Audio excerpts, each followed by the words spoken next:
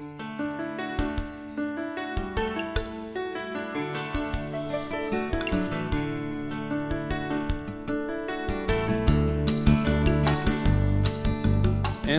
for your introductory remarks, you're the author of a best-selling book called What the U.S. Can Learn from China. I ask you what the world can learn from China. The Chinese understand that in order for them to continue the growth and to move from a middle-income country to the rich world, they must be able to get away from relying on cheap labor and be able to start to innovate the way that Germany does. Well, like many of you out there, I would love to be cheerleading for America. After all, that's the patriotic thing, and that's what we've been conditioned to think all along. But let me present another side that maybe you have not considered. And this is almost like what an earlier panelist was talking about. You know, is it a rabbit or a duck? And I'm positing maybe it's a dragon. And so not only is Latin America changing economically, but I think from a political and social standpoint, it's also affected the character there with China coming in.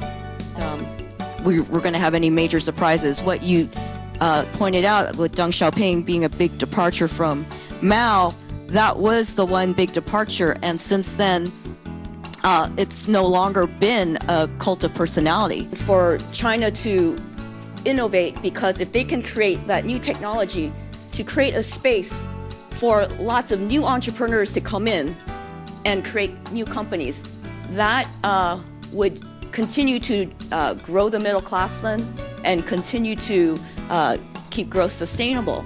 To such a serious topic like this, because I know that sex, money, and violence sell, and this book is missing all three. I'm often asked, why did I write this book?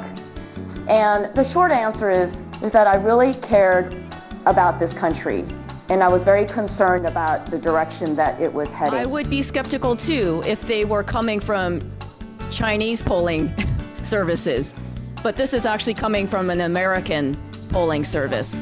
It could very easily turn into a civil war.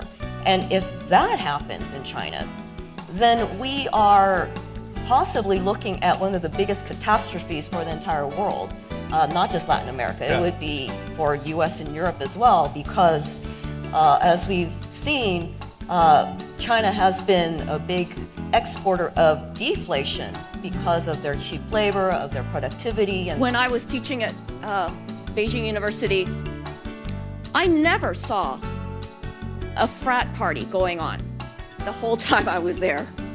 You know, there was not a culture of just getting drunk every night in college.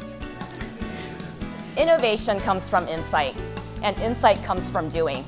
Guess who's doing most of the production in the world today? It is in China.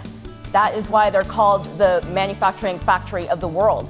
And so because they are getting so much going into China, so much investment, that they are basically getting all the insights for innovations today and going into the future.